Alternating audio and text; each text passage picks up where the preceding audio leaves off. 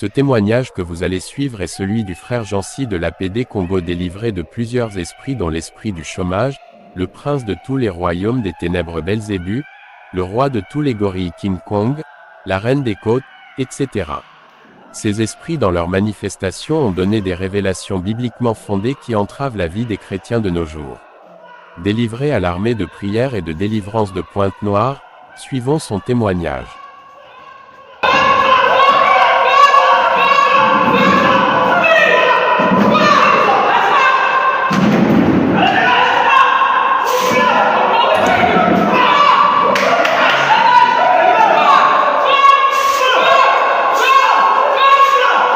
Tout était bloqué autour de moi. Je sentais, c'est comme si quelque chose me tirait au fond de l'eau. C'est comme si je m'enfonçais de plus belle au fond de l'eau. Et mes amis qui regardaient de loin, et également ils ne connaissaient pas nager, alors ils ont décidé de m'abandonner à moi-même.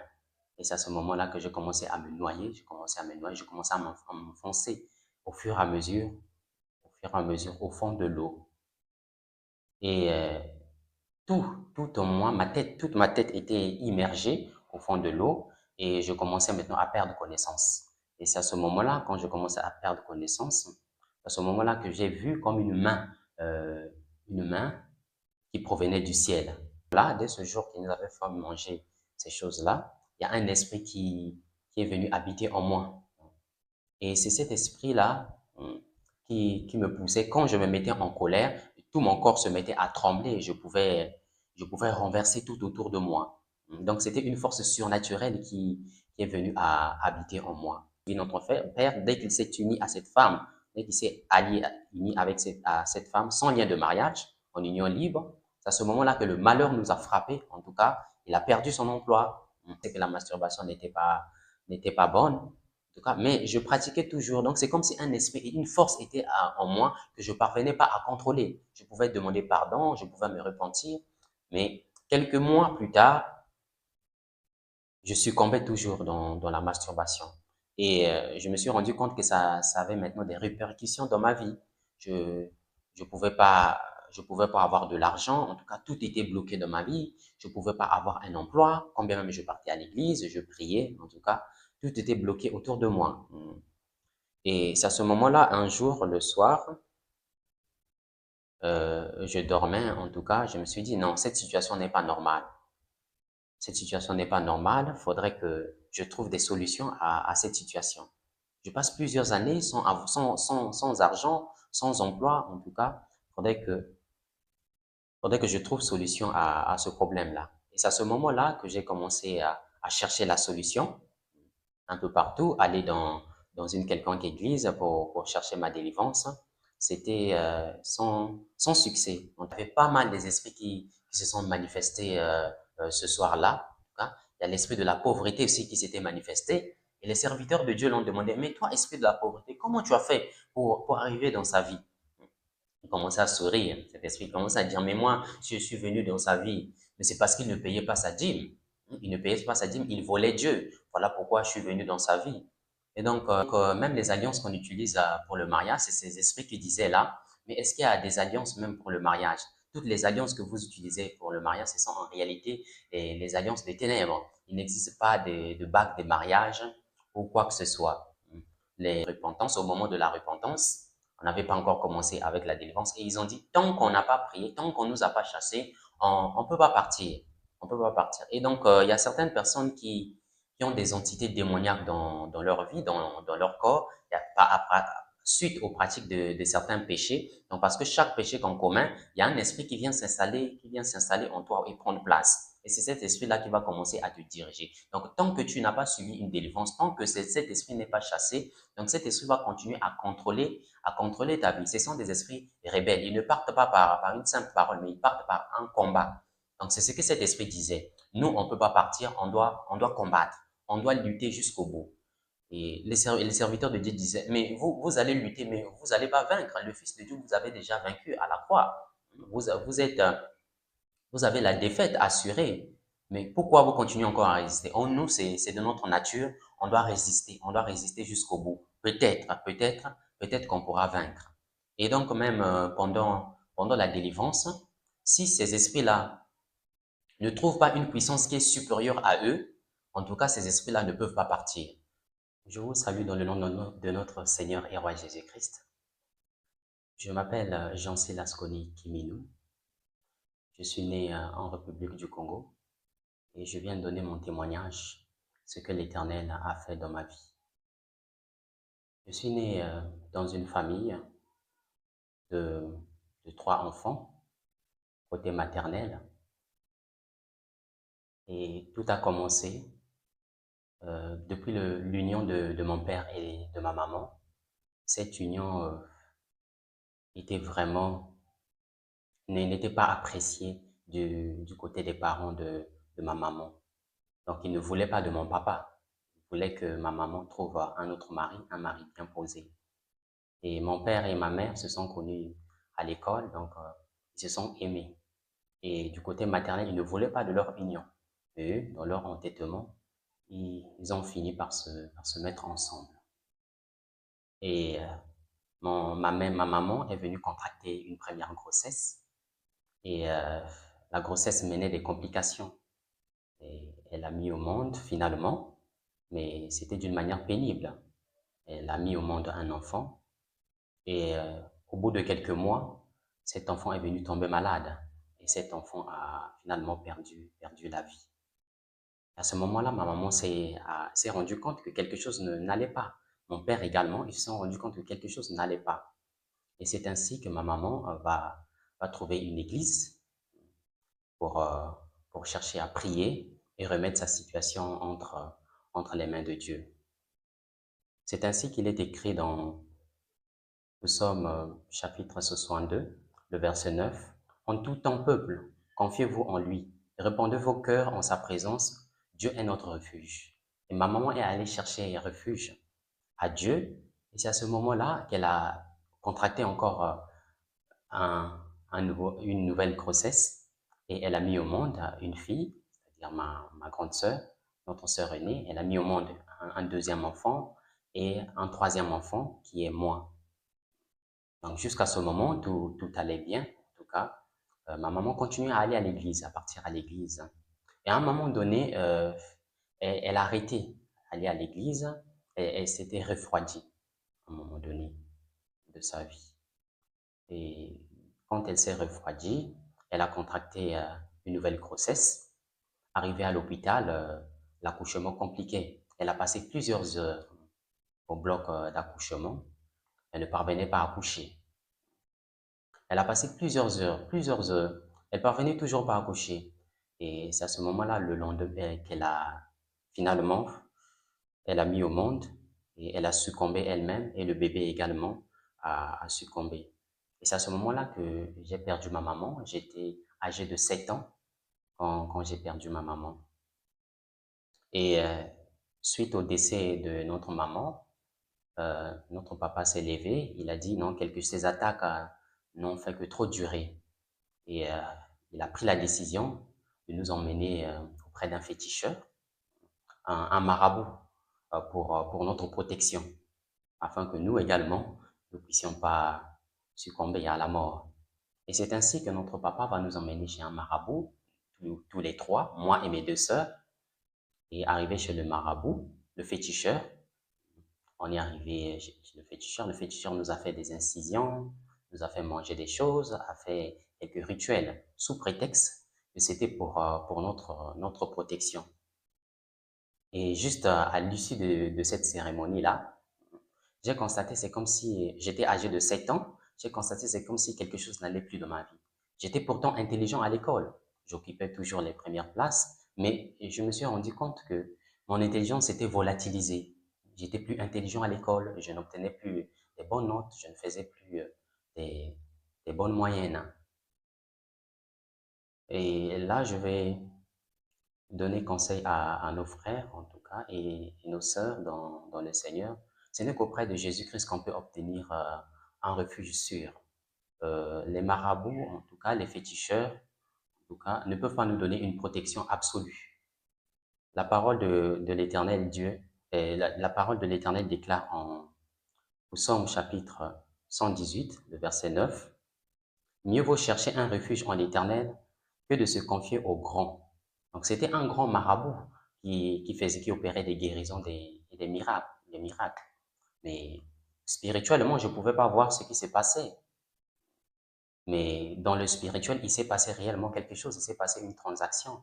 C'est pas en réalité une protection qu'on est allé obtenir, mais ce sont des alliances qu'on a tissées avec ces esprits-là. On nous a unis avec des esprits qu'on ne connaît pas. Et c'est ainsi qu'un phénomène s'est produit encore dans ma vie, toujours dans ma jeunesse, et je pouvais avoir 10 ans, autour de 10 ans, et on est allé se laver dans une rivière, comme d'habitude. Les parents nous défendaient d'aller se baigner dans la rivière seul. Et en tant qu'enfant, pris par notre enthousiasme, on est allé, moi avec mes amis, on est allé se baigner dans la rivière. Et arrivé à la rivière, on se baignait, on jouait aussi avec une balle. Et arrivé à un moment donné, quand on jouait dans la rivière, le ballon s'est éloigné, le ballon est allé à un endroit profond. Il fallait envoyer quelqu'un pour aller chercher ce ballon. À ce moment-là, j'étais jeune, je ne savais pas nager, je ne sais pas nager. Et donc, c'est moi qu'on avait désigné pour aller chercher cette balle-là qui s'était éloignée. Et donc, moi, en allant de profondeur en profondeur pour aller récupérer cette balle-là qui s'était éloignée, et je suis arrivé à un endroit où je parvenais plus à bouger. Tout était bloqué. Tout était bloqué autour de moi. Quand j'essayais un peu de rattraper la balle, hein, je pouvais plus, tout était bloqué autour de moi. Je sentais, c'est comme si quelque chose me tirait au fond de l'eau. C'est comme si je m'enfonçais de plus belle au fond de l'eau. Et mes amis qui regardaient de loin, eux également, ils ne connaissaient pas nager, alors ils ont décidé de m'abandonner à moi-même.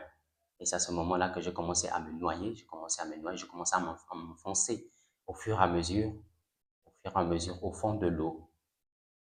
Et tout en moi, toute ma tête était immergée au fond de l'eau et je commençais maintenant à perdre connaissance.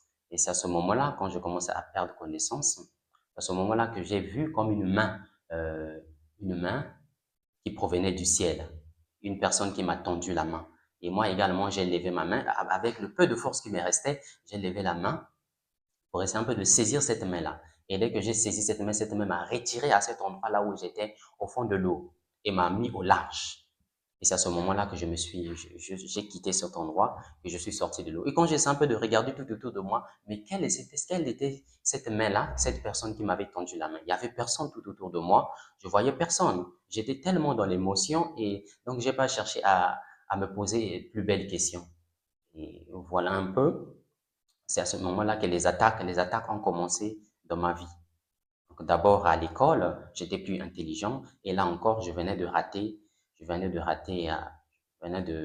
me sauver d'une tentative de noyade. Et un peu plus tard, quand j'étais à l'école également, on avait un collègue dans notre salle de classe. Lui, c'était le fils d'un féticheur. Le fils d'un féticheur. Il faisait des incisions. Lui aussi, son père l'avait initié dans la magie, dans le fétichisme. Et tout autour de moi, mes amis disaient, ah, en tout cas, si tu veux être fort dans la vie, si tu veux taper des gens, si tu veux être fort, si tu veux frapper, si quelqu'un te provoque, si tu veux le frapper, si tu veux devenir vraiment fort, en tout cas, faut voir notre ami là. En tout cas, lui, il va te faire manger des choses, il va te donner de la force. Moi, pris par enthousiasme, je me suis dit, ah, moi aussi, je dois être fort. Moi aussi, je dois être fort. C'est ainsi qu'on s'est alliés. On, on était au nombre de 5. On était au nombre pratiquement 5. On est allé voir notre collègue. En tout cas, nous aussi, on veut devenir fort. On veut que tu puisses nous faire des incisions, tu puisses nous donner de la force. Nous aussi, on veut être fort, on veut être grand. Et c'est ainsi que notre collègue de classe, le fils de ce féticheur-là, nous a tous pris un bon jour après l'école, après les cours. Il nous a emmenés à un endroit isolé. Il avait déjà préparé pas mal de choses. Et arrivé à cet endroit, c'était dans les herbes. C'était un endroit isolé. Arrivé à cet endroit, il nous a fait manger des choses. Donc, c'était des choses qu'il avait déjà préparées. Je sais pas exactement ce que c'était. Il nous a fait manger à 5, hein, ces choses qu'il avait préparées. Et dès ce jour-là, dès ce jour qu'il nous avait fait manger ces choses-là, il y a un esprit qui est venu habiter en moi. Et c'est cet esprit-là qui me poussait. Quand je me mettais en colère, tout mon corps se mettait à trembler et je pouvais renverser tout autour de moi. Donc, c'était une force surnaturelle qui est venue à habiter en moi. Bien-aimé dans le Seigneur, l'Éternel, lui seul, est notre force. Comme pouvait le dire le serviteur, le roi David, l'Éternel, oh, je t'aime, ô Éternel, car l'Éternel est ma force. L'Éternel, lui seul, est ma force. Notre force ne provient pas des démons ou bien d'un esprit quelconque, non. C'est l'Éternel qui a la force absolue. Donc, notre pouvoir absolu, notre force absolue, on doit la puiser qu'auprès de l'Éternel des armées. Et à ce moment-là, juste après cette scène, notre père n'avait plus de femme, n'avait plus d'épouse. Donc, notre père va décider de se remarier, de trouver une nouvelle épouse, vu que notre maman n'était plus là. Et c'est ainsi que notre père a fini par trouver une seconde épouse. Et notre père l'a pris et l'a mis directement dans la maison. Ils n'ont pas fait de mariage. Notre père n'a pas versé la dot ni quoi que ce soit. Notre père avait un bon emploi, on menait une vie plus ou moins bien. Notre père s'est allié avec cette seconde femme. Et dès qu'elle s'est alliée, dès qu'elle s'est unie avec cette seconde femme, et notre père a finalement perdu son emploi. Donc là où il travaillait, en tout cas, il occupait un poste élevé. Mais dès qu'il s'est uni avec cette femme-là, sans lien de mariage, en tout cas, notre père a perdu son emploi. Nous-mêmes, on n'a pas compris. Et dès ce moment-là, on commençait à souffrir de faim. On pouvait passer toute une journée affamé, sans manger, vu que notre père n'avait plus d'emploi, n'avait plus un emploi qui était bien rémunéré. Il a trouvé un second emploi, mais qui était différent de l'emploi qu'il avait. Et donc, c'est à ce moment-là qu'on a commencé à souffrir, euh, on a commencé à passer une vie, on a commencé à subir, à vivre une vie misérable. Et bien aimé dans le Seigneur, la parole de l'Éternel dit que le mariage soit honorable. Et quand une personne n'est pas mariée ou qu'une personne s'unit à une femme sans lien de mariage, cela attire la malédiction dans sa vie, cela ouvre une grande porte à l'ennemi dans sa vie. Et c'est ce qu'a subi notre père, je l'ai compris bien avant, c'est ce qu'a subi notre père dès qu'il s'est uni à cette femme, dès qu'il s'est uni avec cette femme sans lien de mariage, en union libre. C'est à ce moment-là que le malheur nous a frappés. En tout cas, il a perdu son emploi. On n'avait plus c'est avec peine qu'on parvenait à voir notre pain quotidien. Donc, bien aimé dans le Seigneur, en tout cas, efforçons-nous euh, à, à se marier, efforçons-nous à honorer le Seigneur par le mariage. Et après cela, après que mon père eut trouvé une seconde épouse, j'étais à la maison et les serviteurs de Dieu sont venus chez nous à la maison. Ils sont venus chez nous et ils se sont intéressés uniquement à moi seul. Ils sont venus, ils me parlaient de Dieu, ils commençaient à me parler de la Bible. De temps en temps, ils venaient à la maison, commençaient à me parler de Dieu.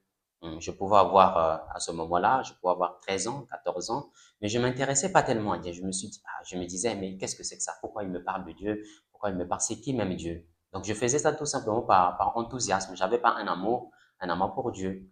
Au fur et à mesure, il venait m'enseigner, il venait me parler de Dieu, il venait me parler de Dieu. Et vu que mon père avait perdu son emploi et la vie ne marchait plus, tout était bloqué autour de lui. Alors, on a décidé de changer de localité, de quitter là où on était, d'aller dans une autre localité sous prétexte que là-bas, la vie était moins chère. C'est ainsi qu'on va quitter la ville où on était. On est parti dans une autre localité pour essayer un peu pour essayer un peu de trouver d'autres opportunités et si possible, voir notre vie s'améliorer. Et arrivé dans cette localité également, les serviteurs de Dieu continuaient toujours à venir. Les serviteurs de Dieu sont venus chez nous un jour. Ils sont venus, ils s'intéressaient toujours à moi. Ils commençaient toujours à m'enseigner la Bible, à me parler de Dieu. Dieu est bon. On commençait à me parler de Dieu, m'enseigner la Bible. Et c'est à ce moment-là que j'ai pris goût. Et j'ai commencé à aller à l'église maintenant. J'ai commencé à aller à l'église, à, à partir à l'église chaque dimanche, à écouter la prédication et à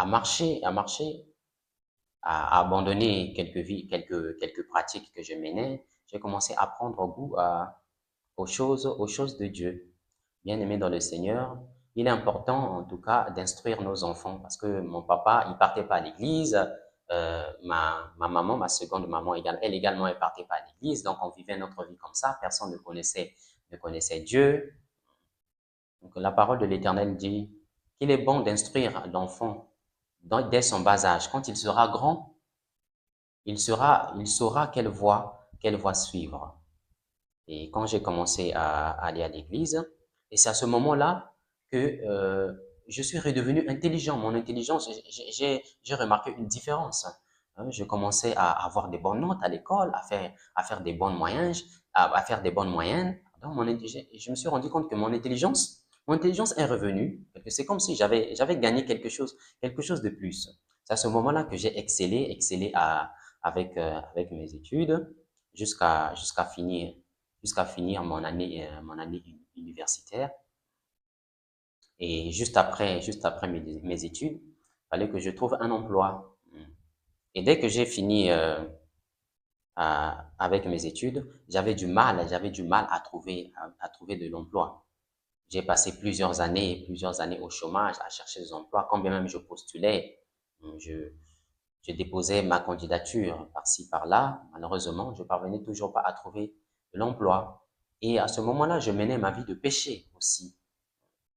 Bien que je partais à l'église, mais je menais ma vie de péché. J'étais tout le temps dans la masturbation.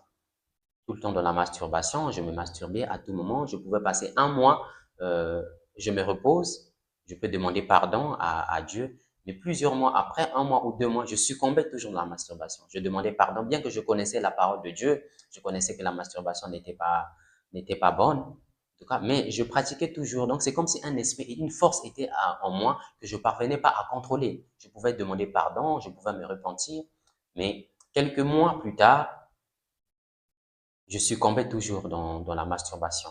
Et je me suis rendu compte que ça avait maintenant des répercussions dans ma vie. Je je pouvais pas je pouvais pas avoir de l'argent. En tout cas, tout était bloqué dans ma vie. Je pouvais pas avoir un emploi. Quand bien même je partais à l'église, je priais. En tout cas, tout était bloqué autour de moi. Et c'est à ce moment-là, un jour, le soir, je dormais. En tout cas, je me suis dit non, cette situation n'est pas normale. Cette situation n'est pas normale, il faudrait que je trouve des solutions à cette situation.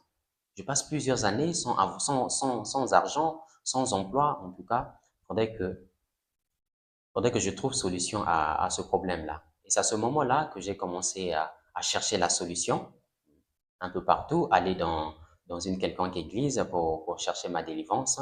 C'était sans succès, en tout cas. Je suis allé d'église en église, chercher la solution à mon problème. Je me disais peut-être que c'était un problème d'église. J'ai changé d'église, je suis allé dans une autre église. En tout cas, mon problème demeurait le même. En tout cas, je parvenais, il n'y avait toujours pas de changement. Et je subissais je faisais des rêves où je suis en train de faire des rapports sexuels avec des femmes, en tout cas la nuit. Je faisais des rêves que je suis en train de manger de la nourriture. Je faisais des rêves, quand bien même j'avais fini avec mes études, mais je faisais des rêves que je suis toujours sur le banc de l'école. Je faisais des rêves que je suis attaqué par des chiens, attaqué par des bêtes. Je faisais des rêves que je suis poursuivi par des gens que je voyais pas. Et tout cela commençait à m'agacer. Et tout était bloqué autour de moi. Quand même je faisais des prières, tout était bloqué. Et c'est ainsi qu'en ligne, une fois en ligne, je suis tombé sur les témoignages des frères qui subissaient également les mêmes choses, qui étaient tourmentés par les esprits de femmes de nuit, des frères qui avaient été délivrés par la puissance de notre Seigneur et roi Jésus-Christ. J'ai suivi leur témoignage J'ai suivi aussi quelques exhortations de frères qui parlaient de l'auto-délivrance, qui parlaient de la délivrance. C'est à ce moment-là que je me suis intéressé plus belle à la délivrance et j'ai aspiré, moi également, à obtenir ma délivrance. Et je suis tombé sur la chaîne YouTube de Armée de prière et de délivrance. J'ai commencé à suivre les témoignages à distance, en ligne. J'ai commencé à suivre les témoignages qui parlaient de dépouillement, qui parlaient de dépouillement. Et c'est à ce moment-là que moi également, j'ai commencé à pratiquer le dépouillement, vu que j'étais dans une église. J'étais dans une église qui ne pratiquait pas le dépouillement. Et en écoutant les témoignages en ligne, les témoignages donnés par les sœurs et les frères, moi également, j'ai commencé à pratiquer le dépouillement de mon côté, à laisser certaines choses, à laisser certains looks, arrêter avec certains produits de beauté. Je me suis dépouillé. En tout cas, j'ai appris à pratiquer le dépouillement avec les conseils que j'écoutais, les témoignages que j'écoutais. Et juste après le dépouillement, je me suis lancé dans l'autodélivrance, puisque à l'église où j'étais, on ne pratiquait pas la délivrance. Donc moi-même, de mon côté, je me suis lancé dans l'autodélivrance. J'ai suivi les témoignages de certains frères et les exhortations, les enseignements en ligne qui parlaient d'autodélivrance. J'ai cherché des enseignements d'autodélivrance et je commençais moi-même, au milieu de la nuit, je commençais à me réveiller, commençais à prier, à jeûner et prier. Et quand j'ai commencé à jeûner et prier à ce moment-là, je dormais plus la nuit. Les esprits commençaient à me tourmenter de plus belle. Les esprits me tourmentaient, c'était seulement dans les rêves que je rêvais que j'étais en train d'être poursuivi par des chiens, mais cette fois-ci, ça devenait beaucoup plus réel. Quand j'ai commencé à prier, à faire des prières ferventes au milieu de la nuit, à commencer à jeûner, à prier, c'est à ce moment-là que les combats ont commencé de plus belle. Et des esprits venaient visiblement dans la maison chez moi. Quand je dors, je vois des esprits venir, des esprits géants venir m'oppresser la nuit, venir avec des épées, m'étrangler. Mais quand je me réveillais, je sentais tout mon corps terrassé, tout mon corps bloqué, mon corps mal à l'aise, tout en moi tout mon corps était lourd. C'était réellement des attaques que je recevais. Et ces attaques-là vraiment me fatiguaient. Chaque nuit, je dormais pas. Je dormais pas. Donc, quand la nuit venait, en tout cas, je voyais déjà mon malheur. Je commençais pas. Donc, au fur et à mesure que je priais, c'est à ce moment-là que ces attaques s'intensifiaient de plus belle. Je dormais pas. Je faisais plusieurs années sans dormir. Et c'est à ce moment-là, en continuant, en persistant avec les prières de nuit, en persistant, c'est à ce moment-là que Dieu m'a fait grâce. Dieu m'a fait grâce d'obtenir une délivrance partielle. Et quand Dieu m'a fait grâce d'obtenir cette délivrance partielle, j'avais une paix qui était temporaire. Je pouvais mieux dormir à ce moment-là. Et j'ai fini par obtenir un emploi. J'ai fini par obtenir un emploi et ma vie, quand je commençais à avoir un changement dans ma vie. Je commençais à avoir un changement dans ma vie. Et j'ai commencé à avoir de l'argent, vu que tout était bloqué, je parvenais pas à avoir de l'argent. Et j'ai commencé à avoir de l'argent, à travailler, et les choses commençaient à s'améliorer dans ma vie. Je subissais pas tellement des attaques, juste après cette séance de prière, de jeûne et de prière que je faisais à tout moment. Dieu m'a fait grâce, en tout cas, de d'obtenir une délivrance partielle. Oui, je peux dire que c'était une délivrance partielle. Certes, je subissais toujours. Pourquoi c'était une délivrance partielle? Parce que je subissais toujours des attaques, mais c'était pas comme avant. C'était pas comme avant. Et à ce moment-là que j'ai commencé à avoir un changement dans ma vie. J'ai commencé à obtenir un emploi, à travailler, à avoir un peu d'argent, vu que je menais maintenant une vie de sainteté. J'avais arrêté avec la masturbation, j'avais abandonné avec ma vie de concubinage que j'avais. J'avais arrêté avec tout. J'avais pris la décision, en tout cas, de tout arrêter et de suivre le Seigneur afin d'obtenir ma délivrance, afin de vivre en paix et d'espérer avoir un changement dans ma vie. Et c'est ainsi que j'ai remarqué un changement dans ma vie. Et quand Dieu m'a béni, Dieu m'a fait grâce d'avoir un emploi, d'avoir un peu d'argent, en tout cas, et j'ai encore succombé dans le péché. Je me suis encore, euh, je me suis encore livré à l'immoralité sexuelle. à la fornication. Donc, je me disais, ah, tout était bien, ah, tout était bien maintenant dans ma vie. Ah, je suis maintenant libre. Donc, certes, certainement, je suis délivré. Il n'y a plus rien. Il y a plus de blocage. J'ai l'emploi, j'ai de l'argent. Et qu'est-ce que je vais encore espérer? Or, c'était un piège. L'argent, en tout cas, quand j'ai obtenu de l'argent, j'ai obtenu de l'emploi, je suis encore allé et retourné dans ma vie ancienne, dans ma vie de concubinage. J'ai retourné dans cette vie de concubinage. Et dès que j'ai retourné dans cette vie de concubinage, dans cette vie de débauche, dans cette vie de fornication également, tout a commencé encore à se dégrader dans ma vie. C'est ainsi que la parole de l'Éternel déclare, si après avoir été retiré des souillures du monde, si on s'engage encore de retourner dans le péché, notre dernière condition est encore plus pire que la première. Et je l'ai remarqué dans ma vie, en retournant encore dans le péché, ma condition est devenue encore plus pire que la première. Je commençais encore à subir des attaques dans la nuit. Les esprits venaient m'oppresser, venaient me paralyser. Par exemple, je suis endormi, euh, je suis endormi et je vois un esprit venir se mettre sur moi et cet esprit commençait à m'oppresser, me paralyser, tout en moi était paralysé. Et des esprits venaient encore, des esprits de femmes de nuit étaient encore revenus dans ma vie, commençaient à m'oppresser et j'avais pas de paix, j'avais perdu de paix et j'avais perdu aussi mon emploi. Tout était bloqué tout autour de moi, encore une seconde fois. Je commençais encore à faire des rêves que je suis poursuivi, des rêves, je suis poursuivi par des chiens, des rêves que les femmes de nuit me visitent, les femmes de nuit me visitent et je faisais des rêves que je faisais des rapports sexuels avec des femmes, je mangeais encore de la nourriture, tout s'est dégradé encore dans ma vie, j'ai perdu mon emploi, j'avais perdu quasiment tout dans ma vie. C'était la sécheresse totale. Et des attaques incessantes venaient dans ma vie, des attaques, des attaques, des attaques.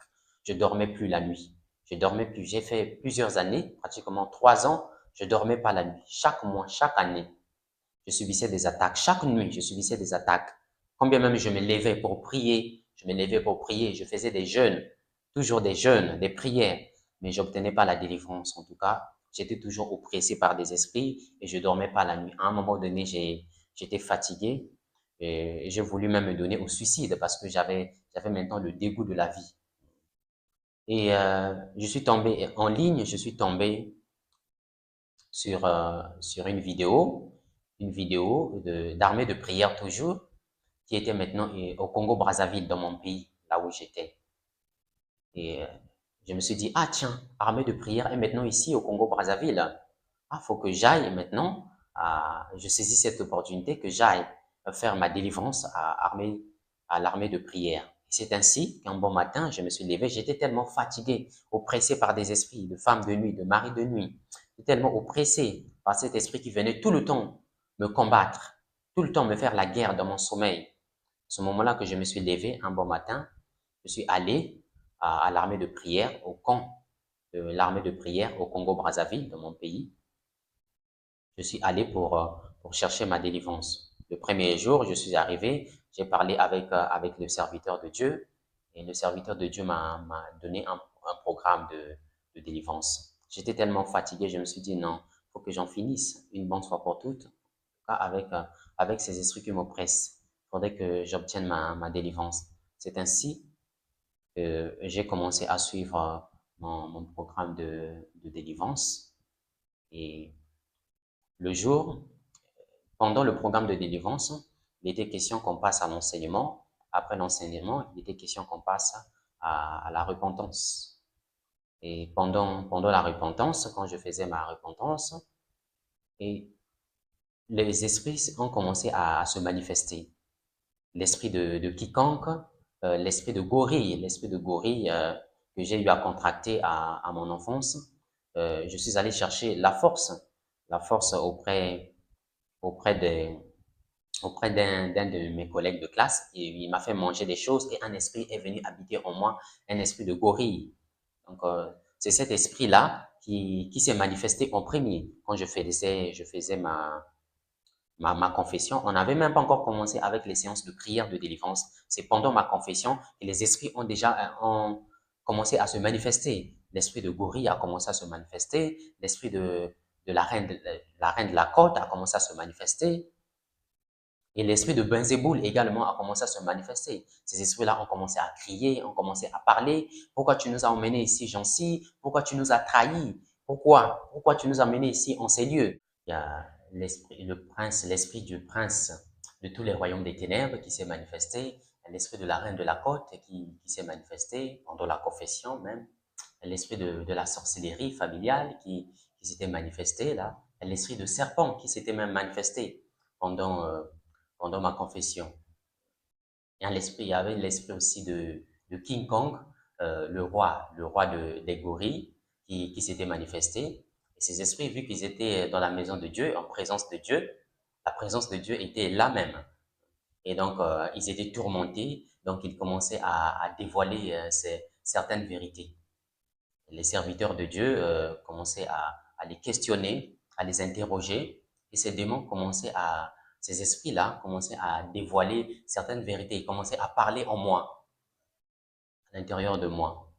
Et les serviteurs de l'Éternel ont demandé, mais comment vous avez fait pour entrer dans sa vie? Comment vous avez fait pour prendre place dans sa vie, pour venir vous asseoir dans sa vie? Et sont ces esprits-là qui répondaient, ces démons qui répondaient en moi. Ils parlaient, ils disaient, mais si nous sommes venus dans sa vie par le péché sexuel, ils ont dit qu'il y a certains péchés que moi que je commettais, et qui leur donnaient pas accès. Mais le péché qui leur a vraiment donné accès dans ma vie, pour qu'ils viennent s'asseoir dans ma vie, ces démons géants, c'est le péché sexuel. Donc le péché sexuel leur a ouvert une grande porte. Donc le péché sexuel, la fornication, ouvre une grande porte aux grands démons. Donc quand tu commets la fornication, bien-aimés, frères et sœurs, ces démons viendront s'asseoir dans ta vie, les démons géants. Ils viendront s'asseoir dans ta vie pour te contrôler. Donc le péché sexuel, en tout cas, c'est un péché à éviter. C'est pas pour rien que la parole de Dieu dit dans 1 Corinthiens chapitre 6, verset 18, de fouiller l'impudicité. Tout péché qu'un homme commet est hors de son corps. Mais si l'homme commet le péché sexuel, donc on pêche contre notre propre corps. Donc, bien aimé, en tout cas, le péché sexuel, ne donnons pas accès au diable en pratiquant le péché sexuel. Ce sont des péchés qui ouvrent un boulevard, en tout cas, aux esprits géants pour venir s'asseoir dans ta vie. Et ces démons disaient, ce sont ces péchés sexuels-là, donc la fornication et la masturbation également, qui leur a donné accès, une porte ouverte, qui leur a ouvert une grande porte pour venir s'asseoir. Donc tous les péchés qui a trait au sexe, que ce soit la masturbation, en tout cas, ce sont ces péchés-là qui leur a ouvert une grande porte dans, dans ma vie. Et ces démons parlaient aussi de certains artifices qu'on utilise, notamment les préservatifs. Ils disaient, ces esprits-là, que les préservatifs, ce sont les artifices que eux ils utilisent dans leur monde pour collecter la sémence des hommes. Vu que cette sémence-là, ils les utilisent dans leur monde pour faire des pratiques et pour fabriquer un certain nombre de produits. Cet esprit disait que les préservatifs, même les chrétiens qui se disent ceux qui se disent chrétiens, ils continuent à utiliser les moyens de contraception tels que les préservatifs, ne sont pas en réalité pour eux, ils disent, cet esprit-là disait, ne sont pas en réalité des chrétiens, des vrais chrétiens. Un vrai chrétien n'utilise pas ces moyens de contraception, la préservatif. Rappelez-vous, dans la Bible, il y a un homme que l'Éternel avait frappé par la mort. Cet homme s'appelait Onam. Donc cet homme ne voulait pas susciter une descendance à la femme de son frère qui était décédé. Il a jugé bon de verser sa sémence par terre. Et donc, nous aussi, humains, en tant que nous sommes, si nous utilisons ces préservatifs-là, nous les prenons, nous les utilisons. C'est comme si nous aussi, nous prenons ces préservatifs, nous déversons notre sémence par terre, parce que ces préservatifs, la finalité, on part les jeter dans la poubelle. Donc, si Dieu a condamné cela dans le passé, c'est que ici, présentement, ce, ce péché reste toujours valable. Hein. Donc, pour des chrétiens, en tout cas, même pour les enfants de Dieu, le préservatif est à éviter comme moyen de contraception. Et ces esprits disaient aussi que il y a aussi des alliances qu'ils ont eu à tisser, à tisser dans ma vie. Et ces alliances, ce sont des alliances des ténèbres, au fait. Donc, quand ces esprits sont venus dans ma vie, donc ils ont fait des alliances avec moi, des alliances des ténèbres. Et donc, même les alliances qu'on utilise pour le mariage, c'est ces esprits qui disaient là, mais est-ce qu'il y a des alliances même pour le mariage? Toutes les alliances que vous utilisez pour le mariage, ce sont en réalité les alliances des ténèbres. Il n'existe pas de bague de mariage ou quoi que ce soit. L'alliance, le mariage, en tout cas, il est scellé dans le ciel. Le mariage n'est pas représenté par une quelconque alliance. Ces alliances-là que nous faisons, ces alliances humaines, ce sont en quelque sorte les pactes que nous signons avec les royaumes de ténèbres. Et pendant que ces esprits se manifestaient, vu qu'ils étaient tourmentés, donc ils commençaient à retirer aussi toutes les alliances qu'ils ont mis qu'ils avaient mis dans ma vie. Donc, ils commençaient à retirer sur les pieds, au bout des doigts, commencer à retirer toutes les alliances qu'ils ont placées dans ma vie. Et l'Esprit disait aussi, quand les serviteurs de Dieu commençaient à interroger ces esprits-là qui se manifestaient en moi, et ces esprits disaient qu'ils avaient déjà pratiquement tout pollué sur toute la terre. Quand nous utilisons n'importe quoi, faudrait toujours les sanctifier. Que ce soit de la nourriture, quelque chose qu'on achète, parce que eux, ils ont déjà pratiquement gagné tout le monde. Ils ont déjà gagné le monde entier. Donc, si nous achetons quelque chose au marché, quoi que ce soit, il faudrait toujours qu'on les sanctifie. Mais ces esprits ont souligné un fait, il y a certaines choses qu'on ne peut pas sanctifier, certaines choses qui sont déjà consacrées au diable. Ces choses-là, on ne peut pas les sanctifier. Telles par exemple les bagues de mariage, comme je venais de le dire, ces choses-là, ou les portefeuilles magiques. Ces choses-là, ce sont déjà des choses qui sont consacrées. Les bagues de mariage renferment des codes, certains codes sataniques, et en utilisant ces codes, en mettant ces bagues en nous ou en utilisant ces objets-là, ces objets contiennent des codes et ce sont ces codes-là qui vont donner accès au diable dans notre vie. Donc, il y a certains objets qu'on peut sanctifier par la prière et d'autres objets qui sont déjà consacrés au diable qu'on ne peut pas sanctifier. C'est ce que disaient ces esprits-là qui se manifestaient en moi. Les serviteurs de l'Éternel continuent encore à questionner ces esprits qui étaient en moi, qui avaient commencé à se manifester, qui se sont manifestés. Les serviteurs de l'Éternel leur ont posé la question, mais qu'est-ce que vous faites encore là dans sa vie? Partez, vous êtes déjà dévoilé, vous êtes déjà démasqué. Partez, qu'est-ce que vous faites encore là, le prince de tous les royaumes des ténèbres? Qu'est-ce que tu fais encore là? Va-t'en, pars. Et ces esprits répondaient, mais on ne peut pas partir. On est encore à la phase de, de la repentance, de la confession. On n'a pas encore commencé, la délivrance n'a même pas encore commencé, on ne peut pas partir. Nous, pour partir, en tout cas, faudrait qu'il y ait la délivrance, faudrait qu'il y ait un combat, en tout cas, nous, pour s'en aller. Et donc, ces esprits, ce sont des esprits rebelles. Donc, les démons, ce sont des esprits méchants, ce sont des esprits rebelles. Tant que dès qu'ils viennent dans la vie de quelqu'un, tant qu'ils ne sont pas chassés, dès qu'ils ne sont pas chassés, en tout cas, ils ne peuvent pas partir. Ils se sont manifestés pendant la période de repentance, au moment de la repentance. On n'avait pas encore commencé avec la délivrance et ils ont dit, tant qu'on n'a pas prié, tant qu'on nous a pas chassés, on peut pas partir. On peut pas partir. Et donc, il y a certaines personnes qui ont des entités démoniaques dans leur vie, dans leur corps, il y a suite aux pratiques de certains péchés. Donc, parce que chaque péché qu'on commet, il y a un esprit qui vient s'installer en toi et prendre place. Et c'est cet esprit-là qui va commencer à te diriger. Donc, tant que tu n'as pas suivi une délivrance, tant que cet esprit n'est pas chassé, donc cet esprit va continuer à contrôler ta vie. Ce sont des esprits rebelles. Ils ne partent pas par une simple parole, mais ils partent par un combat. Donc, c'est ce que cet esprit disait. Nous, on ne peut pas partir, on doit combattre, on doit lutter jusqu'au bout. Et les serviteurs de Dieu disaient, mais vous allez lutter, mais vous n'allez pas vaincre. Le Fils de Dieu vous avez déjà vaincu à la croix. Vous êtes, vous avez la défaite assurée. Mais pourquoi vous continuez encore à résister? Nous, c'est de notre nature. On doit résister. On doit résister jusqu'au bout. Peut-être qu'on pourra vaincre. Et donc, même pendant la délivrance, si ces esprits-là ne trouvent pas une puissance qui est supérieure à eux, en tout cas, ces esprits-là ne peuvent pas partir. Donc, voilà pourquoi il y a certaines personnes qui font des délivrances, mais qui ne sont pas délivrées totalement. Parce qu'au cours de la délivrance, il y a des esprits ont des catégories. Il y a des catégories des esprits qui sont chassés et des catégories des esprits géants. Eux, pour partir, en tout cas, il faudrait qu'ils trouvent dans une église, ou bien là où ils sont, il faudrait qu'ils trouvent une puissance qui est supérieure à eux pour les déloger, pour les chasser. Et il y avait aussi l'esprit de la pauvreté qui s'est manifesté. En tout cas, il y avait pas mal des esprits qui se sont manifestés ce soir-là. Il y a l'esprit de la pauvreté aussi qui s'était manifesté. Et les serviteurs de Dieu l'ont demandé, mais toi, esprit de la pauvreté, comment tu as fait pour arriver dans sa vie? Il commençait à sourire, cet esprit commençait à dire, mais moi, je suis venu dans sa vie, mais c'est parce qu'il ne payait pas sa dîme. Il ne payait pas sa dîme, il volait Dieu. Voilà pourquoi je suis venu dans sa vie. Et donc, bien aimé dans le Seigneur, tant qu'on ne paye pas quand on ne paye pas la dîme à l'Éternel, c'est comme si on vole notre Dieu. C'est comme si on était des voleurs.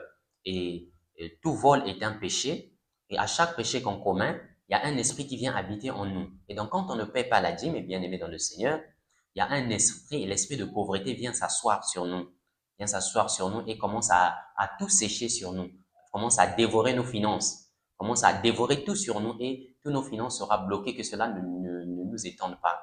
Et combien même il y a certaines choses qui marchent dans nos vies, mais Dieu dit dans sa parole, mettez-moi de la sorte à l'épreuve et voyez si je n'ouvre pas pour vous les écluses des cieux. Mettez-moi de la sorte à l'épreuve. Et donc, quand on paye la dîme, en quelque sorte, ce sont des bénédictions qu'on reçoit au centuple.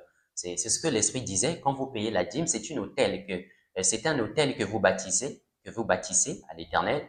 Et l'Éternel vous bénit au centuple. Vous recevez au centuple ce que vous apportez dans la maison de l'Éternel. Et les démons le savent. Les démons le savent bien. Si nous payons la dîme, en tout cas, on sera béni au centuple, au centuple. Et notre vie sera épanouie. Donc, vu qu'ils connaissent ces réalités-là, ces démons-là, ils ont une connaissance supérieure à celle des hommes et ils font le tout possible pour empêcher les enfants de Dieu de payer la dîme, leur empêcher leur empêcher à voir la main de Dieu sur leur vie, la bénédiction de Dieu sur leur vie.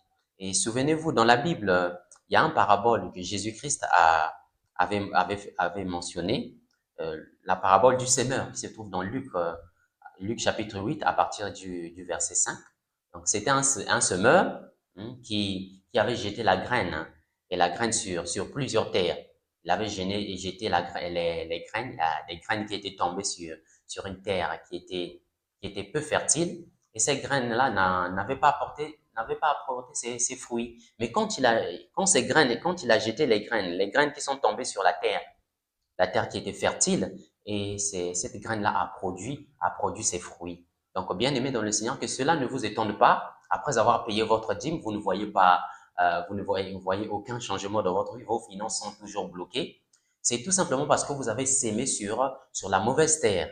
Et bien aimé dans le Seigneur, quand vous apportez votre dîme à l'Éternel des armées, faut prier le Seigneur en tout cas, qu'il vous montre où est-ce que vous allez apporter votre dîme. Parce que la dîme, c'est quelque chose de spirituel, c'est quelque chose de très puissant. Quand vous sémez sur une mauvaise terre, mais n'attendez pas à récolter les fruits. Mais quand vous sémez sur une bonne terre, en tout cas, c'est là que l'Éternel bénit, c'est là que l'Éternel déverse sa bénédiction dans la vie de ses serviteurs. Et donc ici, la bonne terre peut être considérée comme l'église des dieux, où l'on prêche la vérité. Et quand nous donnons notre dîme, quand nous versons notre dîme, en tout cas à l'église de Dieu, une vraie église de Dieu, en tout cas, on peut espérer voir la bénédiction de l'Éternel parce que la parole de Dieu ne ment jamais. Il dit toute chose passera, mais sa parole, elle ne passera jamais. Et donc ces esprits commencent à parler pendant des heures, en tout cas, comme je vous l'avais dit, on a dû interrompre on a dû interrompre la confession, en tout cas parce que ces esprits ont parlé pendant des heures, des heures, des heures et des heures. Et les serviteurs de l'Éternel commençaient à questionner ces esprits-là sur plusieurs sujets, sur pas mal de sujets pour que les œuvres des ténèbres soient dévoilées, en quelque sorte. Et il y avait aussi les esprits de la sorcellerie, comme je l'ai dit, qui se sont manifestés. Et ces esprits de la sorcellerie sont venus comment? Sont venus dans les rêves, ce que disaient ces esprits. Ils sont venus dans les rêves par les initiations, par la nourriture et par les liens de sang, par les liens familiaux, en quelque sorte. Et les serviteurs de l'Éternel, les serviteurs de Dieu, ont questionné ces esprits sur le ministère de la femme. Ils ont dit, mais qu'en est-il du ministère de la femme? Est-ce que la femme doit exercer son ministère dans l'Église? Est-ce que la femme doit prêcher? Est-ce que la femme doit se tenir à la chair? Et ces esprits ont dit, parce que la parole de Dieu dit, dans les derniers jours, je déverserai mon esprit sur toute chair. Et donc, ces esprits-là disaient, dans le monde spirituel, la femme a une certaine grâce. Et puisque le diable le sait, quand une femme sert l'Éternel vraiment dans la vérité, quand une femme sert l'Éternel, quand une femme prie, ou quand une femme prêche, en tout cas, le monde des ténèbres est secoué. Donc le diable connaît cette vérité-là, voilà pourquoi il ne veut pas que la femme puisse exercer son ministère. Parce que quand la femme prêche, en tout cas, ou quand la femme prie, en tout cas, le monde des ténèbres est secoué. En tout cas, il y a une puissance, qui est dégagée à l'intérieur d'elle. Donc, le ministère de la femme, en tout cas, a bel et bien sa place, déclarait ces démons qui, qui se sont manifestés à l'intérieur de moi. Toujours en ce qui concerne la femme, les serviteurs de l'Éternel ont posé ces démons, ont questionné ces esprits-là qui se manifestaient en moi. Ils ont dit, mais est-ce qu'une femme doit porter les pantalons? Ces démons ont dit, oh, mais est-ce que les pantalons, c'est même pour la femme? Ce sont ces démons qui murmuraient. Mais est-ce que les pantalons, c'est pour la femme? La femme ne doit pas porter l'habillement d'homme. Les femmes ne doivent pas porter les pantalons. Le pantalon, c'est pas pour la femme. Et cet esprit a monté, puisqu'il y avait aussi la servante de Dieu qui était là, qui était habillée en robe. Et l'esprit a pointé du doigt à la servante de Dieu. Regardez comment la femme doit s'habiller. La servante de Dieu était habillée en robe, sa tête était voilée. Et c'est ce démon-là qui disait, voilà comment la femme doit s'habiller dans l'église, tête voilée et robe. La femme ne doit pas porter les pantalons. Le pantalon n'est pas fait pour la femme. Et les serviteurs de l'Éternel ont commencé à questionner ces esprits-là. Mais qu'en est-il des mèches? Qu'en est-il des mèches? Et ce démon disait, mais les mèches, ce sont les serpents. Les mèches, ce sont les serpents. C'est une représentation de la sorcellerie. Dans la Bible, le serpent représente le diable. Et donc, quand les femmes mettent les mèches sur la tête, c'est en quelque sorte les serpents qui se mettent sur la tête, une représentation de la sorcellerie. Et qu'en est-il? Les serviteurs commençaient encore à questionner ces esprits. Mais qu'en est-il des produits de beauté, des laits de beauté que l'on utilise pour la dépigmentation de la peau? Ces esprits ont répondu, mais les laits de beauté, ils ont commencé à raisonner. Et les serviteurs de l'Éternel ont insisté, mais les laits de beauté, c'est quoi exactement? Dans le domaine spirituel, c'est quoi les lains de beauté? Mais les lains de beauté, ces esprits répondaient, mais les lains de beauté, c'est nous qui les fabriquons dans le monde des ténèbres, dans le monde des eaux. C'est nous qui fabriquons les lains de beauté, les mèches, les lains de beauté, c'est nous qui les fabriquons. Et les lains de beauté est constitué des semences des hommes. On utilise la semence des hommes et on mélange avec quelques produits chimiques pour fabriquer les laits de beauté, les produits cosmétiques. C'est ce que nous utilisons. Nous les fabriquons dans le monde des ténèbres, sous les eaux. Nous les fabriquons. C'est nous qui les fabriquons. Et qu'en est-il maintenant des rouges à lèvres? Qu'en est-il des cils? Qu'en est-il des ongles, des faux ongles que les femmes mettent? Mais les rouges à lèvres, les démons répondaient. Les démons qui parlaient en moi commençaient à dire, mais les rouges à lèvres, ce sont le sang, c'est le sang de la reine de la côte. C'est le sang prélevé de la reine de la côte. Et les faux ongles que vous mettez, que les femmes mettent, vous ne savez pas que ce sont les ongles des sirènes, ce sont les ongles de la reine de la côte qu'elles mettent. Et qu'en est-il des cils? Les cils, ce sont les caméras, vu que le diable, lui, il n'est pas omniscient. Et donc, il utilise les caméras pour essayer un peu d'exploiter, d'observer la vie des serviteurs de l'Éternel, la vie des enfants de Dieu. Et donc, ces cils-là que vous mettez, les cils, ce sont en quelque sorte les caméras que vous mettez, en quelque sorte, pour qu'eux, ils aient le contrôle sur vous, ils aient des informations sur tout ce que vous faites. Et donc, tous ces éléments-là, les mèches, les pommades qu'on utilise pour se dépigmenter la peau, pour s'éclaircir la peau, en tout cas, cet esprit disait que ce sont des artifices de Jézabel, c'est pour la séduction. En tout cas, les mèches qu'on met sur la tête, c'est comme si on cherchait à corriger Dieu. Dieu nous a créés belles d'une manière naturelle, cas, en mettant ces choses, en dépigmentant la peau, c'est comme si on disait à Dieu, Dieu, tu nous as mal créés. En tout cas, nous, on va créer notre propre beauté intérieure. On va chercher à créer notre propre beauté. C'est comme si on cherchait à corriger Dieu. C'est une forme de rébellion. Et même les coiffes, ces esprits disaient même les coiffes que les hommes font, les coiffes bizarres là, les coiffes de temps, les coiffes, donc tu te coiffes, donc au milieu tu laisses les cheveux, tu fais une coupe de cheveux. En tout cas, ces coiffes bizarres là, c'est une marque de rébellion. En tout cas, c'est une marque de rébellion. Et donc toutes ces choses déplaisent à Dieu. En tant qu'enfant de Dieu, on doit en quelque sorte fuir ces choses-là, fuir ces mèches. Ce sont des choses qui donnent accès au diable dans notre vie. Comme disait Jésus-Christ, notre Seigneur, que le prince de ténèbres vient, le prince de ce monde vient et il n'y a rien de lui en moi. En tout cas, donc quand le diable vient pour vous attaquer, en tout cas, s'il voit, ou bien quand vous allez combattre, quand vous partez combattre le diable, si le diable voit que vous avez ces artifices, si vous avez ces artifices en lui, donc ce qui lui appartient en vous, par exemple les mèches, les, les produits de beauté, les lentilles, les cils, si vous avez toutes ces choses-là sur vous, en tout cas, cela donne accès au diable dans votre vie et cela vous rend vulnérable en quelque sorte. Donc, vous serez vulnérable à tous les esprits parce que ces choses-là, quand bien même vous priez, en tout cas, ces choses-là donnent toujours accès au diable. Et donc, en tant que chrétien, nous devons en tout cas rejeter toutes ces choses-là parce que ces choses-là n'honorent pas Dieu et ces choses-là nuisent aussi à notre vie spirituelle. À notre vie spirituelle. Et les esprits parlaient également des parfums. Ils disaient tantôt les parfums, ce sont en quelque sorte les urines des démons. Et quand on met quand on se parfume le corps, en quelque sorte, ce sont des démons qu'on s'attire sur nous, pour venir s'asseoir sur nous, pour venir apporter la malédiction sur nous. Donc, voilà un peu quelques vérités que ces esprits dévoilent. Donc, bien aimé dans le Seigneur, si tu ne veux pas que le diable puisse t'accuser, peut-être si la mort t'arrive, on ne sait jamais. Quand la mort arrive, la mort ne prévient pas.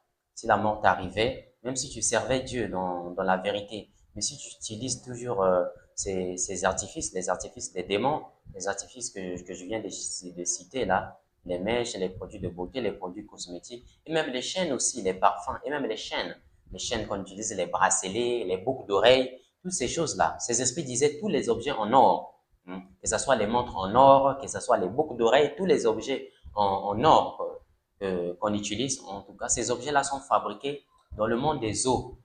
Et ces objets-là contiennent des codes. Quand on met ces objets sur notre corps, en tout cas, ils ont des codes. Comme pour le cas d'un téléphone, si tu as un code, si tu as le code du téléphone, tu peux y accéder et faire tout ce que tu veux. Et donc, ces choses-là, ces artifices-là, ces choses-là contiennent des codes. Et en les mettant sur nous, les chaînes, les chaînettes, ce sont les marques de la servitude, au fait. Ce sont des marques de la servitude. En tant qu'enfant de Dieu, en tant que chrétien, on doit donc se dépouiller de tous ces ornements-là. Il ne s'agit pas seulement des objets en or ou des objets en or, mais de tout bijou, que ce soit les bracelets et tous ces ornements qu'on met sur le corps, que ce soit les bracelets qu'on met autour du bras, autour du pied. Toutes ces choses-là, en tout cas, ce sont ces choses-là qui donnent accès au diable dans notre vie. Donc, d'où la nécessité de se dépouiller de tous ces objets-là. Les pommades, tout ce qu'on met sur les corps pour faire ressortir la beauté. Ce sont ces choses-là, en tout cas, qui attirent les démons dans notre vie. Il ne s'agit pas des produits médicaux, parce que les produits médicaux, c'est pour la santé, mais des produits qu'on utilise, nous, en quelque sorte, pour s'attirer la beauté, pour se créer une beauté artificielle. Ce sont ces choses-là, en tout cas, qui déshonorent l'Éternel et qui attirent les démons, les esprits dans notre vie. Donc, en les mettant sur nous, on s'attire la malédiction et on donne aussi accès au diable dans notre vie. Et même quand tu vas mourir, bien aimé dans le Seigneur, même si tu servais l'Éternel, même si tu servais le Seigneur dans la vérité, ces choses-là vont te condamner. Le diable va te réclamer que tu avais quelque chose en lui, tu avais quelque chose de lui en toi.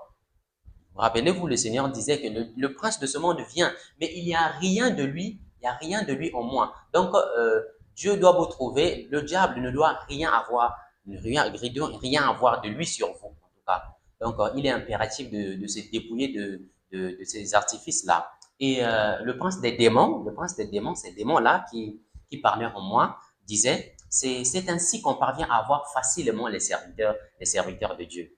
Il y a certains enfants de Dieu, certains chrétiens qu'on parvenait à voir, quand bien même ils menaient la vie de prière, mais on parvenait à les avoir facilement à cause de ces artifices qu'ils utilisaient, à cause des chaînettes, des bagues, des boucles d'oreilles, des mèches et des produits de beauté qu'ils utilisaient. Donc, ce sont ces codes-là qu'on utilisait pour entrer dans leur vie et on peut faire tout ce qu'on veut, avec, tout ce qu'on veut dans leur vie. Et donc, bien aimé, voilà d'où la nécessité d'arrêter avec ces choses-là, de se dépouiller complètement.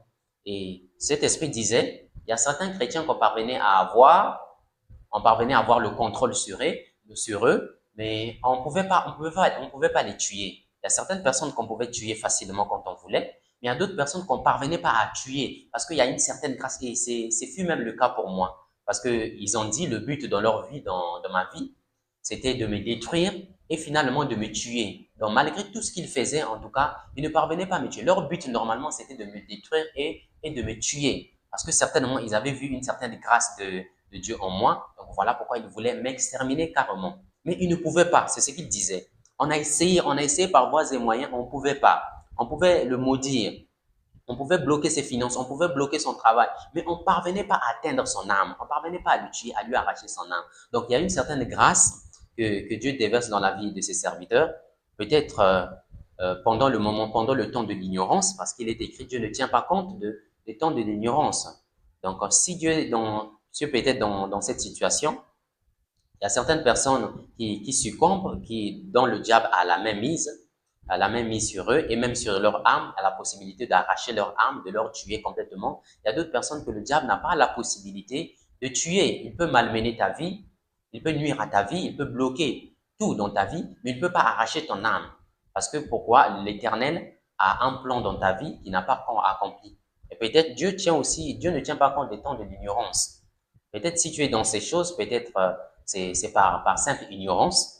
Donc Dieu attend peut-être le moment où tu auras la révélation de ces choses, peut-être tu pourras abandonner ces choses-là. Voilà pourquoi il te laisse encore là la vie sauve. Sinon, quand le diable vient dans votre vie, son but c'est pour détruire, parce que le diable, sa mission principale ne vient que pour voler, égorger et détruire. Son but final, c'est d'emmener ton âme en enfer. Donc, s'il ne te détruit pas dans cette vie présente, il va finir par te détruire dans la vie future, pour t'emmener avec lui en enfer. Donc, d'où la nécessité, bien aimé, en tout cas, d'abandonner toutes ces choses pour que le diable n'ait pas la même mise sur nous. Et ces esprits commençaient à murmurer. Mais pourquoi tu nous as emmenés ici? Pourquoi tu nous as emmenés à l'armée de prière et de délivrance?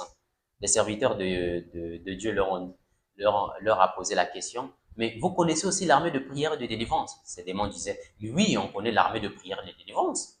L'armée de prière, c'est une église qui nous fait mal, qui nous fait vraiment mal, qui fait mal au monde des ténèbres.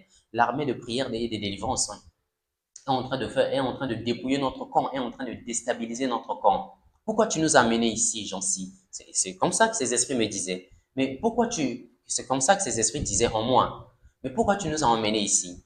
Et les serviteurs de l'Éternel disent, mais qu'est-ce qui fait? Ils ont posé la question à ces esprits-là. Mais qu'est-ce que vous trouvez à l'armée de prière et de délivrance? Qui fait la force de l'armée de prière et de délivrance? Et ils ont commencé à dire, c'est le dépouillement, la sanctification et la prière. C'est ce qui fait la force de cette église, en tout cas. Cette église nous déstabilise notre camp. Donc, le dépouillement, ils ont fait mention du dépouillement, la sanctification et la prière. Donc, ces trois choses, ce sont les piliers de l'armée de prière et des délivrances. Mais qu'en est-il? Les serviteurs ont dit, mais qu'en est-il des églises qui ne pratiquent pas le dépouillement, qui ne pratiquent pas la sanctification? Les esprits ont répondu, mais ce sont des synagogues de Satan. Quand les femmes viennent à l'église avec les mèches, avec les artifices de Satan, ce sont des choses qui nous donnent accès à l'église. On peut venir s'asseoir dans l'église et faire tout ce qu'on veut. Tout ce qu'on veut. La reine de la côte peut même entrer dans l'église et faire tout ce qu'on veut, tout ce qu'elle veut. Mais dans l'église, dans l'église où l'on pratique le dépouillement et la sanctification, en tout cas, le diable n'aura même pas accès pour venir s'asseoir. D'où le dépouillement, en tout cas, est vraiment nécessaire dans la vie des chrétiens, le dépouillement, la sanctification et la vie de prière. Voilà les choses qui sont vraiment importantes dans la vie des serviteurs, dans la vie des enfants de Dieu. Tous ces démons-là étaient donc en moi. Donc, j'en revenais pas. Je ne croyais pas que j'étais possédé de tous ces esprits-là. Et donc, ce sont les péchés que je commettais, ma vie de péché que je menais, la vie de masturbation, de la fornication, la vie de péché que je menais là, qui ont fait asseoir ces démons dans ma vie. Et quand ces démons sont venus dans ma vie, ils ont mis des codes, ils ont mis des alliances, ils ont mis des codes sur tout mon corps.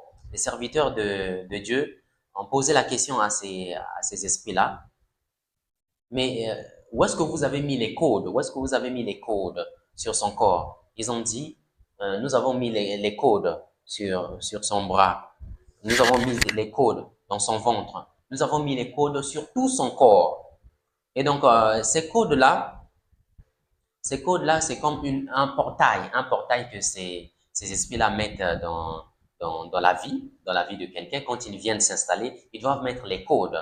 Donc, une fois, après avoir été chassés, même si une fois après avoir été chassés, s'ils sont délogés, si ces codes-là demeurent là-bas, ils finiront toujours par revenir. Donc, ces codes-là représentent comme des portails, d'où la nécessité au cours d'une délivrance de toujours briser ces codes-là et les puces que que les démons mettent dans la vie des enfants de Dieu. Il faut toujours briser ces codes. Tant que ces codes ne sont pas brisés, tant que ces puces ne sont pas brisées, même à l'issue de la délivrance, après la délivrance, ces démons reviendront toujours parce qu'ils auront un porte d'accès. Ils auront quelque chose qui vont leur donner accès dans ta vie pour venir s'asseoir à nouveau.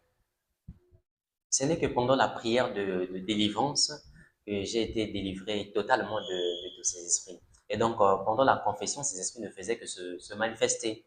Tous ces esprits-là ne faisaient que se manifester. Donc, pendant des heures de 22 heures, de 22 heures jusqu'à 2 heures du matin environ, ces esprits ne faisaient que parler. Ces esprits ne faisaient que parler. Ces esprits ne faisaient que gronder, ne faisaient que se manifester. Et donc, c'est quand on a commencé avec la délivrance, avec les prières, avec les jeûnes, au fur et à mesure, que ces esprits-là sortaient. Ces esprits commençaient à sortir. Ces esprits commençaient à sortir, à se manifester à nouveau, commençaient à sortir. Et c'est ainsi que j'ai été délivré de l'esprit de prince de tous les royaumes des ténèbres qui étaient en moi. Et il y avait aussi l'esprit de quiconque. J'ai été délivré également de l'esprit de quiconque de King Kong, c'est-à-dire le roi gorille, l'esprit que je suis allé contracter pour chercher la force, et cet esprit-là était également en moi. J'ai été délivré de cet esprit. J'ai été délivré aussi de l'esprit des femmes de nuit. Jusqu'à maintenant, je ne subis plus des femmes de nuit, je ne fais plus des rêves où je suis en train de faire des rapports sexuels. En tout cas, tous ces esprits-là, des femmes de nuit, sont partis. J'ai été délivré également de l'esprit de la reine de la côte. J'ai été aussi délivré de l'esprit de la sorcellerie inconsciente, vu que je faisais des rêves, je suis en train de manger la nuit, je suis en train de participer à des cérémonies, à des festins. En tout cas, tous ces rêves sont partis. Tous ces rêves sont partis. J'ai été délivré de l'esprit de la sorcellerie familiale. Également, j'ai été délivré de l'esprit de serpent, parce qu'il y avait aussi l'esprit de serpent qui était en moi, qui se manifestait même pendant la délivrance. L'esprit de serpent. Et j'ai été délivré également de l'esprit de la pauvreté et du chômage qui était venu s'installer en moi. Comme je le disais tantôt, l'une des principales raisons qui m'avait vraiment poussé à venir à l'armée de prière, en tout cas, c'était le manque de sommeil parce que je ne dormais pas. J'étais tout le temps tourmenté par des esprits. J'étais tout le monde tourmenté pendant des années. Environ, ça a duré pendant deux ou 3 ans comme ça. Hein. J'étais toujours tourmenté par des esprits. Je dormais pas. Quand le soir arrive, en tout cas, je dormais pas. Donc, pendant la journée, je somnolais, je faisais que somnoler. Et j'avais même maigri, j'avais même perdu du poids. Je dormais pas. Et à l'issue de ma délivrance, j'ai béni le Seigneur. Jésus-Christ m'a également délivré de cet esprit de manque de sommeil, parce que c'est une servitude, en tout cas. J'étais délivré totalement de cet esprit de manque de sommeil. Là, je dors paisiblement. En tout cas, après ma délivrance, ces moments de prière et de jeûne, je suis passé à la vérification. Donc, il était question de vérifier, aller vérifier s'il y avait encore d'autres esprits cachés, d'autres esprits récidivistes. Et il s'est avéré que j'avais plus d'esprit en moi. Et j'ai encore passé par une autre phase, par un suivi maintenant, cette fois-ci, pour essayer un peu de voir comment ma vie allait. L'armée de prière m'a soumis à un suivi, aller voir comment ma vie allait, essayer un peu d'observer s'il y avait un changement. Et donc, j'ai commencé à faire le suivi et à être rempli du Saint-Esprit. Parce que après la délivrance, quand les démons partent, en tout cas, ils laissent un vide derrière eux. Et quand ils partent, s'ils reviennent, ils viennent trouver encore un vide, comme la parole de Dieu dit. Quand ces démons partent, s'ils viennent trouver la maison est bien balayée, s'il y a un vide, en tout cas, ces démons sont susceptibles de revenir et de venir posséder encore cette personne. Voilà pourquoi il est question de passer par ce suivi-là, le suivi et au remplissage du Saint-Esprit pour être rempli du Saint-Esprit, pour que la maison, parce que notre corps est le temple du Saint-Esprit. Et si la maison est vide, ces esprits viendront encore pour venir posséder le temple de cette personne. Mais si ce temple est déjà habité, en tout cas, ces esprits n'auront plus accès au corps au temple de cette personne, donc à son corps. Voilà pourquoi il est nécessaire, vraiment, sinon obligatoire, de toujours passer par le remplissage du Saint-Esprit, remplir la personne du Saint-Esprit, afin que le Saint-Esprit vienne dans sa vie, vienne l'orienter, vienne le guider, vienne l'accompagner dans toute sa marche. Et maintenant, je peux dire, en tout cas, ma vie de prière a repris. En tout cas, j'étais dans le découragement. Je partais même plus à l'église parce que j'avais cherché la solution partout. J'en ai pas trouvé. En tout cas, j'avais arrêté d'aller à l'église. Je me suis dit non, je veux plus aller à l'église. En tout cas, ma vie de prière avait baissé. En tout cas, je vivais ma vie comme je voulais. Mais après ma délivrance, en tout cas, après la vérification, après le suivi et le remplissage, en tout cas, je ressens la paix en moi. J'ai la paix en moi. En tout cas, ma vie de prière a repris son cours et mon intimité avec l'Éternel est bien plus profond qu'auparavant. Moi-même, j'étais pas sûr que j'étais possédé. Si on m'avait dit que j'étais possédé par des esprits, je devais pas, je devais pas y croire. Mais c'est en venant à l'armée de prière, de délivrance, que j'ai su réellement que j'étais possédé par des entités démoniaques, des entités terribles. Et après, c'est une semaine de délivrance, en tout cas, à l'issue du programme, puisqu'on avait pris un moment de jeûne et de prière. Et à l'issue, Dieu m'a montré dans le songe, j'étais endormi, et Dieu m'a montré que j'étais en train de combattre avec un géant d'abord. J'étais en train de me bagarrer avec un géant. Et juste après cette bagarre, après que j'ai fini de combattre avec ce géant, de remporter la victoire avec ce géant, j'ai commencé à combattre toujours dans le rêve. Dans le même rêve, j'ai commencé maintenant à combattre avec des femmes. Ces femmes étaient tellement nombreuses, étaient vraiment nombreuses, je ne pouvais pas les compter. Donc les femmes avec des longs cheveux, ces femmes-là venaient me combattre, une à une. Donc au fur et à mesure que je combattais avec ces femmes-là, ces femmes tombaient, ces femmes partaient, d'autres femmes venaient. Les femmes ne faisaient que venir. À un moment donné, j'étais fatigué, mais je me dis, mais ces femmes-là, elles sont trop nombreuses. Qu'est-ce qu'elles me veulent? Ces femmes-là commençaient à me combattre. Et moi aussi, j'ai commencé à combattre ces femmes, et jusqu'à ce que j'ai obtenu une victoire totale sur ces femmes, et toutes ces femmes sont parties. En tout cas, c'est un message que l'Éternel m'a donné pour me montrer en quelque sorte le degré de combat que j'avais à mener, que j'ai eu à mener. Et après cela, toujours dans un autre songe, Dieu m'a montré que j'étais en train de gravir maintenant une montagne. J'étais en train de gravir une montagne, et au sommet de la montagne, il y avait une voie qui était tracée. Je voyais ni le début ni la fin de cette voie. Et toujours dans le songe, j'ai commencé à voir maintenant, j'ai vu une lumière qui s'est levé dans le ciel commençait à illuminer ma voie. J'étais debout devant un chemin et la lumière qui provenait du ciel commençait à illuminer ma route.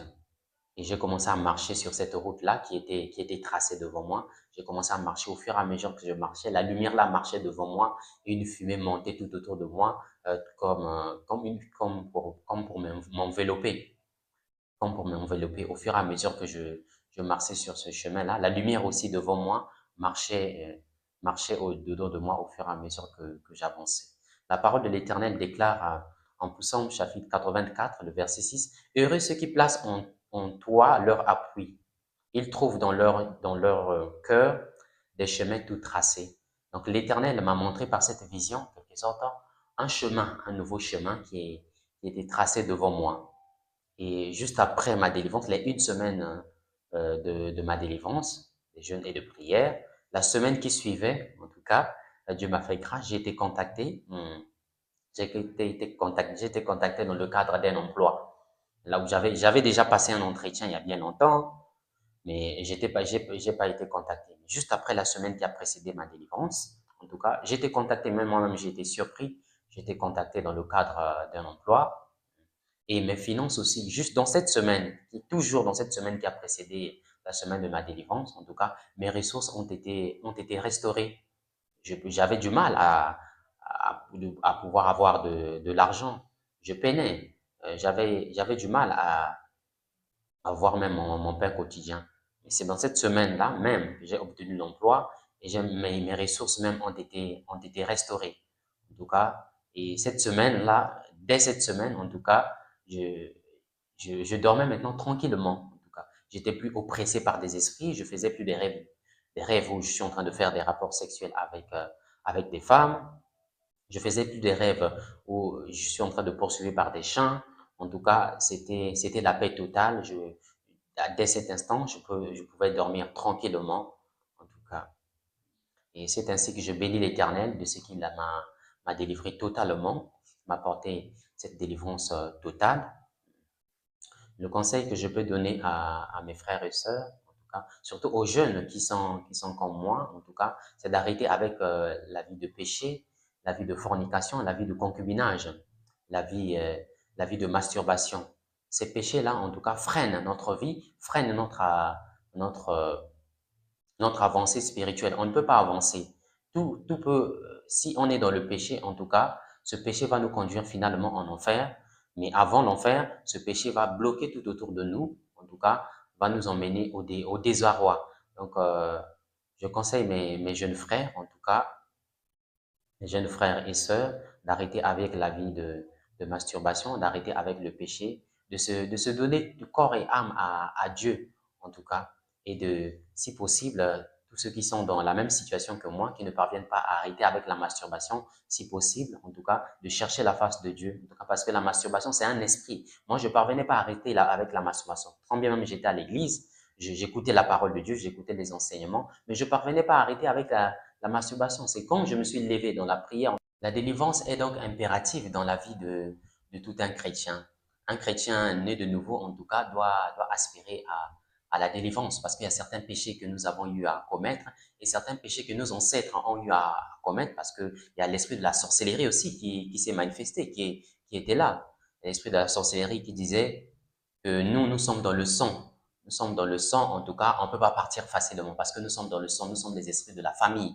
Nous sommes dans le sang, on ne peut pas partir. Et donc, tout chrétien doit aspirer à la délivrance, même si tu n'as pas commis des péchés graves, mais tes parents ont eu à faire des choses avant toi. Et ces choses-là retombent sur toi, ces malédictions-là retombent sur toi. Donc, tout chrétien doit doit aspirer à une vraie délivrance, à une délivrance totale, en tout cas pour être libéré de tous ces esprits. Sinon, ces esprits auront un contrôle sur ta vie. En tout cas, demander la faveur de Dieu. Dieu m'a fait grâce de résister à cet esprit de masturbation, de laisser. Et quand j'ai arrêté avec la masturbation, en tout cas, ma vie, mes finances ont été rétablies, ma vie a été rétablie. Et pour ceux qui ne sont pas encore mariés, en tout cas, pour nos frères, je leur dis de ne pas se lier à une femme ou bien à un mari sans lien de mariage, en tout cas. Il faudrait se forcer, en tout cas, à, à honorer le Seigneur Jésus-Christ par le lien de mariage. Parce que le mariage, euh, l'union, l'union libre, en tout cas, ouvre une grande porte. Si vous n'êtes pas marié, en tout cas, ça ouvre une grande porte à l'ennemi, au diable. Il peut faire tout ce qu'il veut, tout ce qu'il veut dans votre vie. Et je bénis l'Éternel, je lui rends grâce pour tout ce qu'il a fait dans ma vie. Que le nom de l'Éternel soit béni.